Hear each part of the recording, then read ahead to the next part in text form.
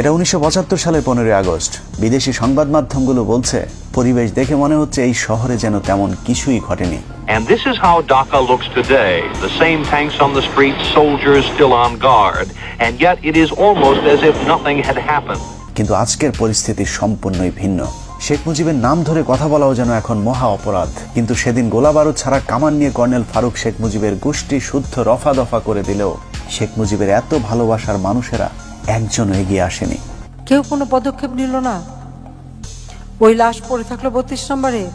ধরে নিলাম অবস্থা ভয়াবহ খারাপ ছিল, কিন্তু কখনো কি চিন্তা করে দেখেছেন যে দেশে সালমান শাহের মতো একজন চিত্রনায়ক মারা যাবার পর শোকে 7 জন মানুষ আত্মহত্যা করতে পারে, সেই দেশে এমন একজন মুজিব প্রেমীও কি ছিল না যিনি কিনা মুজিবের ভালোবাসায় অন্তত আত্মহত্যা করতে পারত? আসলে শেখ মুজিবের প্রতি এখনকার আলগা প্রীতি আর তখনকার পরিস্থিতি ছিল সম্পূর্ণ ভিন্ন রকম। একটি মানুষ ছিল না সাহস করে এগিয়ে আসার, একটি মানুষ ছিল না প্রতিবাদ করার। 15 আগস্ট থেকে 16 আগস্ট ওই লাশ পড়েছিল। কেন কেউ এগিয়ে আসেনি সেটাই আজকের অনুসন্ধানের মূল বিষয়। আজকে যারা শেখ হাসিনাকে দেখছেন তাদের অনেকেরই ধারণা শেখ হাসিনা খারাপ হলেও মুজিব খুবই ভালো মানুষ ছিলেন, কিন্তু বাস্তবে শেখ হাসিনা তার পিতার ডুপ্লিকেট কার্বন কপি। দুজনেই পেছনে তেল নিতে পছন্দ করতেন, কিন্তু সমালোচনা সহ্য করতেন না। এই যে নতুন সিস্টেমে যাচ্ছি আমি। হাসিনার মতো শেখ মুজিবুর দুর্নীতিবাজ, তেলবাজার, চোর বাটপার নেতাদের কাছে রেখে যোগ্যতা সম্পূর্ণ সৎ মানুষগুলোকে সরিয়ে দিয়ে নিজের বিপদ নিজেই ডেকে এনেছিলেন। মেজর ডালিম বলছি, শেখ মুজিব ও তার খুনি দুর্নীতিবাজ সরকারকে উৎখাত করা হইয়াছে। এ বিষয়ে সংবিধান, সাংবিধানিক আইন ও রাজনীতি বাংলাদেশ প্রসঙ্গ বইয়ের 52 নম্বর পৃষ্ঠায় বলা হয়েছে, স্বাধীনতা পূর্ব মুজিব আর প্রধানমন্ত্রী হিসাবে মুজিবের মধ্যে রয়েছে আকাশ পাতাল পার্থক্য। বঙ্গবন্ধু হিসাবে মুজিব ছিলেন চমৎকার, কিন্তু প্রধানমন্ত্রী হিসাবে অত্যন্ত দুর্বল। সেই সরকার অনেক ভুল করেছে এবং সেটা আমাদের অর্থনীতিতে ভীষণভাবে আঘাত করে। বইটির 161 নম্বর পৃষ্ঠায় বলা হয়েছে, মুজিব সারা জীবন গণতন্ত্রের জন্য সংগ্রাম করেছেন, কিন্তু ক্ষমতায় যাবার পর তিনি গণতন্ত্রকে প্রাতিষ্ঠানিক রূপ দিতে চাননি। এভাবে স্বাধীনতা পূর্ব বঙ্গবন্ধু আর স্বাধীনতা পরবর্তী স্বৈরাচার মুজিবের মাঝে বিস্তর ফারাক দেখা যায়। The Awami League cadres were armed and the opposition political movement were harassed.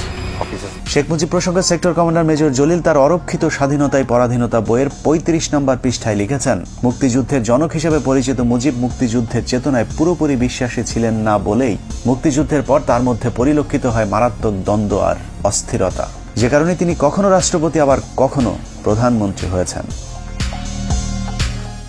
মুক্তিযুদ্ধ শেষ হবার পর দেশে ফিরে শেখ মুজিবের মাথায় কিভাবে ক্ষমতাকে কুক্ষিগত করা যায় সেই চিন্তায় ঘুরপাক খাচ্ছিল, যে কারণে মুজিবনগর সরকারের সিদ্ধান্ত অনুযায়ী শেখ মুজিব রাষ্ট্রপতি। তবে তার অনুপস্থিতিতে সৈয়দ নজরুল ইসলামকে সরিয়ে তার রাষ্ট্রপতি হবার কথা, কিন্তু শেখ মুজিব রাষ্ট্রপতি না হয়ে প্রধানমন্ত্রী হতে চাইলেন, কারণ প্রধানমন্ত্রীর ক্ষমতা রাষ্ট্রপতির চাইতেও বেশি। 10 জানুয়ারি ভারত থেকে ফিরে ঢাকা বিমানবন্দর থেকে ট্রাকে করে রেসকোর্স ময়দানে যাওয়ার পথেই মুজিবুর রহমান তাজউদ্দিনের কানে কানে বললেন, তাজউদ্দিন, আমি কিন্তু প্রধানমন্ত্রী হব। যে তথ্যটি তাজউদ্দিন আহমেদের মেয়ে শারমিন আহমেদ তার লেখা তাজউদ্দিন আহমেদ নেতা ও পিতা বইতে উল্লেখ করেছেন। যেই কথা সেই কাজ। মুজিবনগর সরকারের অস্থায়ী সংবিধান বাতিল করে 11 তারিখে নতুন সংবিধান আদেশ জারির পর 12 তারিখে তাজউদ্দিনকে সরিয়ে প্রধানমন্ত্রীর চেয়ারে বসেন শেখ মুজিব।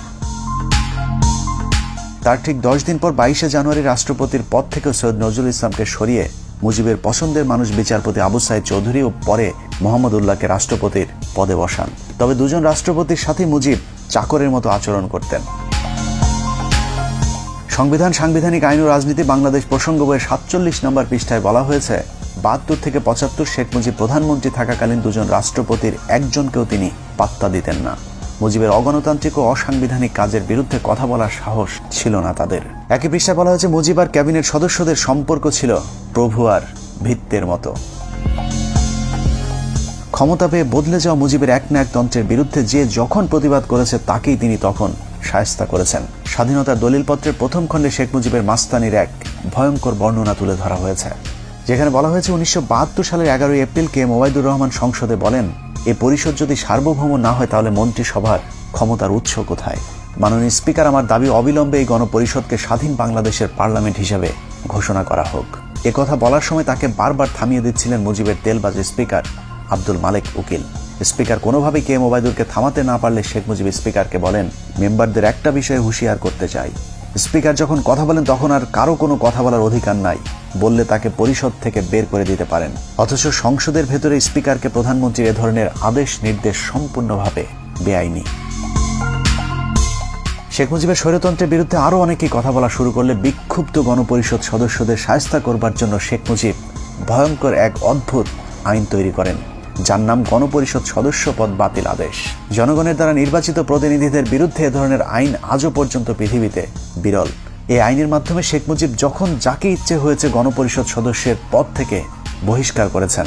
আইনটি পাশের মাত্র 3 মাসের মধ্যে 46 জন এমপিকে বরখাস্ত করেন একনায়ক মুজিব। একের পর এক শেখ মুজিবের স্বৈরতান্ত্রিক আইন পাশের বিরুদ্ধে তৎকালীন তরুণ parliament member barrister Amirul Islam Sheikh মুজিবকে বলেন, আপনি একা এ ধরনের আইন তৈরি করতে পারেন না। কোনো আইন তৈরি করতে হলে অবশ্যই আইন পরিষদের অনুমতি নিতে হবে। এতে ক্ষিপ্ত হয়ে মুজিব আমিরুল ইসলামকে বলেন, তুমি একজন অদক্ষ যুবক, তুমি দেশ পরিচালনার কি জ্ঞান রাখো? একই পৃষ্ঠায় বলা হয়েছে, মুজিব জরুরি অবস্থার ভয় দেখিয়ে বলেন, আমি চাইলে 3 বছরের জন্য কোনো কথা হবে না, কোনো সমালোচনা সহ্য করা হবে না, কোনো গণতন্ত্র চলবে না। যে কারণে বইটির 161 নম্বর পৃষ্ঠায় শেখ মুজিবকে মাতাল মদখোর ড্রাইভারের সাথে তুলনা করা হয়েছে। বিখ্যাত ইতিহাসবিদ ব্যারিস্টার আব্দুল হালিম তার বইতে লিখেছেন, মুজিব ছিল প্রাতিষ্ঠানিক শিক্ষাহীন নেতা, গণতন্ত্রে অশিক্ষিত মূর্খ নেতা হল মাতাল ড্রাইভারের মতো।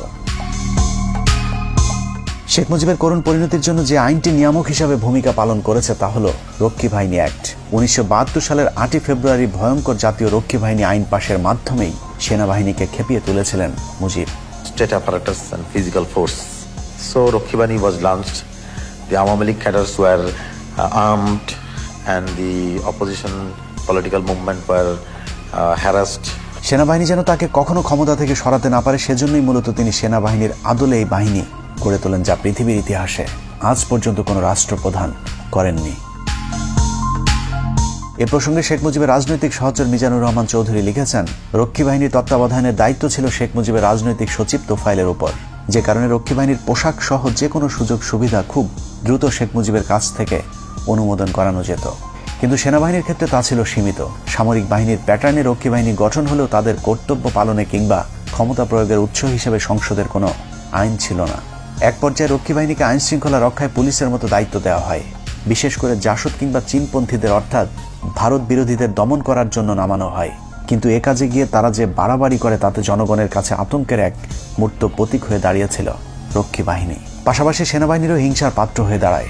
কেউ কেউ এমন কথাও বলেছে যে এর চেয়ে পাকিস্তান আমলই তো ভালো ছিল। মুজিব ক্ষমতায় টিকে থাকার জন্য হাজার হাজার রাজনৈতিক কর্মীকে হত্যা করে, জাসদের 10,000 কর্মীকে জেলে রাখে, মোশাররফ হোসেনকে হত্যা করে, সিরাজ শিকদারকে হত্যা করে। সশস্ত্র রক্ষী বাহিনীর এসব সন্ত্রাসী কার্যকলাপকে প্রতিহত করতেই সশস্ত্র জাসদ গণবাহিনী প্রতিষ্ঠা অনিবার্য হয়ে পড়েছিল। শতভাগ মুক্তিযোদ্ধাদেরকে নিয়ে গঠিত রক্ষী বাহিনীর অত্যাচারের কারণে ওই সময় ব্যাপক জনপ্রিয় হয়েছিল শতভাগ মুক্তিযোদ্ধাদের নিয়ে গঠিত দল জাসদ, যার ফলে 1973 সালে নির্বাচনে আওয়ামী লীগের প্রধান প্রতিদ্বন্দ্বী হয়ে দাঁড়ায় জাসদ নামক নতুন ওই রাজনৈতিক দলটি। মানুষের সিভিল রাইট এবং মানুষের ফান্ডামেন্টাল রাইটস এগুলি কাটেল করে দিয়ে মুজিব ক্ষমতা থাকার চেষ্টা করে। শেখ মুজিবের দুঃশাসন আর সন্ত্রাসী রক্ষী বাহিনী নির্যাতনে অতিষ্ঠ হয়ে 1973 সালে নির্বাচনে জাসদকেই ভোট দিয়েছিল মানুষ, কিন্তু শেখ মুজিব স্বাধীন বাংলাদেশের প্রথম নির্বাচনে ভোট ডাকাতি করে জাসদের জয় ছিনিয়ে নেয়। সংবিধান, সাংবিধানিক আইন ও রাজনীতি বাংলাদেশ প্রসঙ্গ বইয়ের 51 পৃষ্ঠায় শেখ মুজিবের ভোট চুরির এক অকল্পনীয় বর্ণনা দেওয়া হয়েছে, যেখানে বলা হয়েছে 1973 সালে নির্বাচনে ভোট গ্রহণ শেষে যখন বেতার টিভিতে ফল ঘোষণা হচ্ছিল, তখন আওয়ামী লীগ যখন দেখল তাদের প্রথম সারির কয়েকজন নেতাই পরাজিত হয়েছে, তখন তাদের মধ্যে আতঙ্ক কাজ করেছিল, যে কারণেই তারা মিডিয়া কুয়ের আশ্রয় নেয়। কেন্দ্রীয় প্রচার কমিটিকে বাদ দিয়ে গণভবনের কন্ট্রোল রুমে ফলাফল প্রচারের দায়িত্ব নিয়ে ভোট গণনা বন্ধ করে দেওয়া হয়। আওয়ামী লীগের কতিপয় নেতাকে জোর করে জেতানোর জন্য কয়েকটি কেন্দ্রে হেলিকপ্টার পাঠিয়ে সেখানকার ব্যালট বাক্স ছিনিয়ে এনে নতুন ব্যালট রেখে আসা হয় ভোট কেন্দ্রগুলোতে। সর্ববৃহৎ ভোট পেয়ে আমার বাবা পুরো বাংলাদেশের মধ্যে সর্ববৃহৎ ভোট পেয়ে এমপি হয়েছিল এবং বিবিসি থেকে ডিক্লেয়ার দিয়েছিল। কিন্তু শেখ মুজিব উঠে সহ্য করতে না পারে আমার বাবার বিরুদ্ধে যে দাঁড়াছিল এম সিদ্দিক, ও মাত্র 10,000 ভোট পাইছিল, আমার বাবা পেয়েছিল 90,000 ভোট। তারপরে ওকে ডিক্লেয়ার দিছে, আমার বাবাকে বল প্রয়োগ করে এবং ঘেরাও, ও আমার বাবাকে বাড়ির মধ্যে ঘেরাও রেখে এই কাজটা করা হয়েছিল। ভোট ডাকাতির মতো 1973 সালে নির্বাচনে শেখ মুজিবই প্রথম বিরোধী প্রার্থীকে গুম করার নজিরও স্থাপন করেন। 73 নির্বাচনে শেখ মুজিব 4টি আসনে মনোনয়ন জমা দেন। এর মধ্যে ভোলার জাসদ নেতা ডাক্তার আজহারউদ্দিন ছিলেন শেখ মুজিবের শক্তিশালী প্রতিদ্বন্দ্বী, যে কারণে মুজিব তাকে মনোনয়নপত্র জমার দিনই অপহরণ করে ওই আসনে বিনা প্রতিদ্বন্দ্বিতায় জয়লাভ করেন। ওই সময় গণকণ্ঠ পত্রিকাটি ব্যাপক জনপ্রিয় এবং সরকারের সমালোচক ছিল, যে কারণে পত্রিকাটির নির্বাহী সম্পাদক আফতাব উদ্দিনকে জোর করে গাড়িতে তুলে চোখ বেঁধে নিয়ে যায়। তাদের বিরুদ্ধে কোনো কথা পত্রিকায় লেখা যাবে না শর্তে রাত 9টার দিকে তাকে ছেড়ে দেওয়া হয়, যে তথ্যটি জাসদের উত্থান পতন অস্থির সময় রাজনীতি বইয়ের 98 পৃষ্ঠায় উল্লেখ করা হয়েছে। জাতীয় নির্বাচনের মতো সব নির্বাচনেই ভোট চুরিতে জড়িত ছিল মুজিব ও তার পরিবার।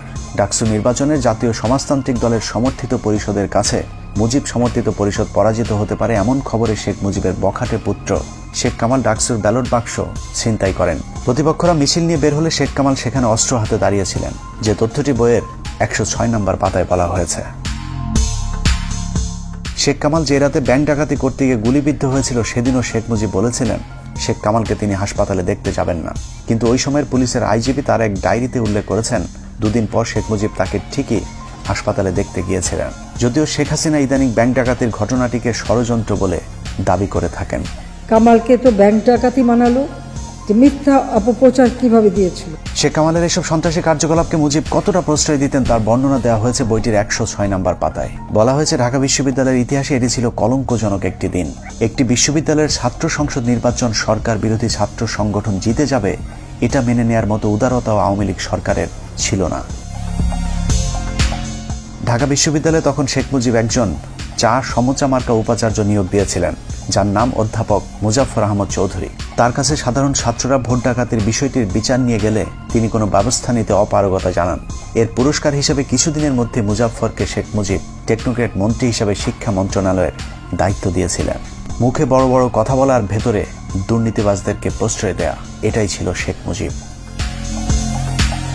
এভাবে ভোট চুরির মাধ্যমে ক্ষমতায় আসার পর আওয়ামী এমপিরা লাগামহীন দুর্নীতির মাধ্যমে দেশকে দুর্ভিক্ষের দিকে ঠেলে দেয়, যে কারণে 1974 সালে দেশে ভয়াবহ দুর্ভিক্ষ দেখা দেয়।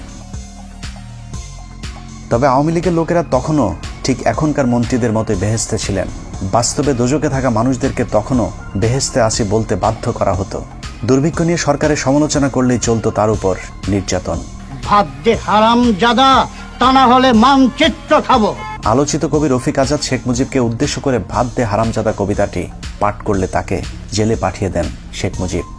ইংল্যান্ডের লোক কষ্টে আছে, অন্যান্য দেশের তুলনা করলে আমরা পাকিস্তানের 37%, আমরা তো সুখে আছি, বেহেশতে আছি বলতে হবে। বর্তমানের হাসিনা সরকারের মতোই মুজিব সরকার দেশের দুর্ভিক্ষ নিয়ে মশকরা করতেন।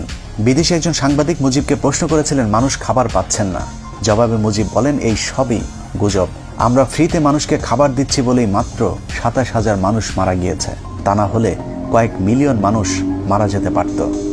It seems that many people, perhaps tens of thousands of people, are simply not getting food in this country. It's not correct. Then 27,000 people could not even die. 27,000 মানুষ মারা যাওয়াকে শেখ মুজিব কিছুই মনে করেননি, যে কারণে 1974 সালের দুর্ভিক্ষের পর সারা দেশের মানুষ মুজিব সরকারের বিরুদ্ধে ক্ষোভে ফুঁসে উঠেছিল। শেখ মুজিব তখন বুঝতে পেরেছিলেন দেশে গণতন্ত্র থাকলে বেশি দিন আর ক্ষমতায় থাকা যাবে না, যে কারণে তিনি বলেছিলেন আমাদের যে অবস্থা, আগামী নির্বাচনে আমরা 25-30টির বেশি আসন পাব না, তখন স্বাধীনতা বিরোধীরা আমাদেরকে কচু কাটা করবে। এই উপলব্ধি থেকে শেখ মুজিব জোর করে ক্ষমতায় থাকতে বাকশাল গঠনের পরিকল্পনা হাতে নেন।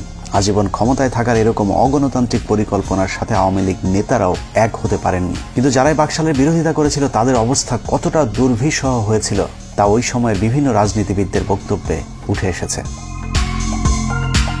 Mujib Sahab went for Bakshar, which means one leader, one party, one country. Mizanur Rahman Chowdhury তার রাজনীতির 3 কাল বইতে লিখেছেন 1975 সালের 21শে জানুয়ারি সংসদীয় দলের শেষ বৈঠকে শেখ মুজিব বাকশালের পক্ষে কে কে আছে তা জানতে চেয়ে সবাইকে হাত তুলতে বলেন। বেশিরভাগ ভয়ে হাত তুলল মিজানুর রহমান চৌধুরী হাত না তুলে বক্তব্য দেওয়ার জন্য উঠে দাঁড়ালে শেখ মুজিব তাকে উচ্চ স্বরে ধমক দিয়ে বলেন তুই বস, তুই বস।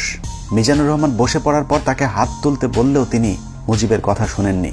এরপর সংসদ থেকে বেরিয়ে বাসায় গিয়ে জানতে পারেন শেখ মুজিব স্বরাষ্ট্রমন্ত্রী মনসুর আহমেদকে নির্দেশ দিয়েছেন মিজানুর রহমানকে কিছুদিন জেলে আটকে রেখে তার মাথা ঠান্ডা করবার জন্য।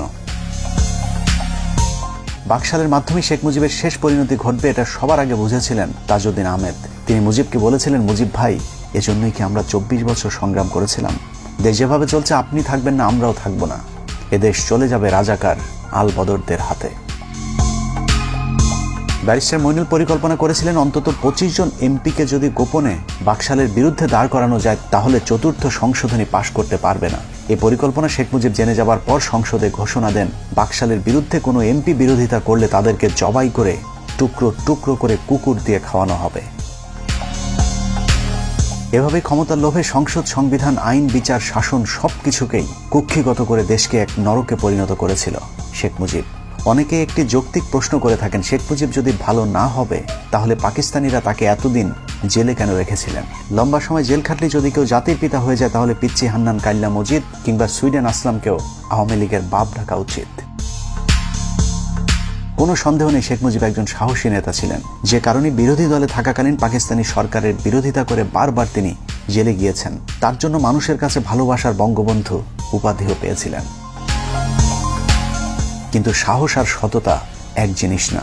পৃথিবীর যত চোর, বাটপার, বদমাইশ, সন্ত্রাসী আছে তারা সকলেই অবশ্যই সাহসী। শেখ মুজিব সাহস দেখিয়েছিলেন, কিন্তু ক্ষমতায় যাবার পর তার সততা দেখাতে পারেননি, যদিও মুখে তিনি সবসময় সততার বুলি আওড়াতেন। তুমি যখন শাসন করবা, সোহাগ করতে শেখো, তাদের দুঃখের দিনে পাশে দাঁড়িয়েও। প্রতিটা রাজনীতিবিদ এরকম মধুর মধুর কথা বলেন। অপ্রিয় হলেও সত্য, এদেশে রাজনীতি মানেই নেতাদের লাভজনক ব্যবসা। প্রতিটা রাজনীতিবিদ বিরোধী দলে থাকাকালীন জনগণের অধিকারের কথা বলে, আবার ক্ষমতায় গেলে চুরি করে, ঠিক যেমনটা বিএনপির অনেক নেতা করে দলকে ডুবিয়েছে। এখনো বিএনপির অনেকেই অপেক্ষায় আছেন দল ক্ষমতায় এলে আবারও আল্লাহর নাম নিয়ে চুরি শুরু হবে, কিন্তু এখন তারাই আবার আওয়ামী লীগের চুরির বিরুদ্ধে কথা বলে। এটার নামে রাজনীতি, সাহিত্যের ভাষায় যাকে বলা হয় সুযোগ না পেয়ে ভদ্র। শেখ মুজিব যতদিন ক্ষমতা না পেয়েছেন ততদিন সৎ ছিলেন, মানুষের অধিকার নিয়ে কথা বলতেন, কিন্তু ক্ষমতা পেয়েই হয়ে যান বেয়াদব, দুর্নীতিবাজ, স্বৈরশাসক। কাউকে সম্মান করতেন না মুজিব, তার চেয়ে বয়সে বড় মানুষদেরকেও তিনি তুই করে ডাকতেন। ক্ষমতা তাকে এতটা অহংকারী করে তুলেছিল যে বিদেশি গণমাধ্যমের সামনেই কলকিতে সুখ টান দিতেন। এভাবেই প্রধানমন্ত্রীর পদটিকে তিনি কলঙ্কিত করেছিলেন।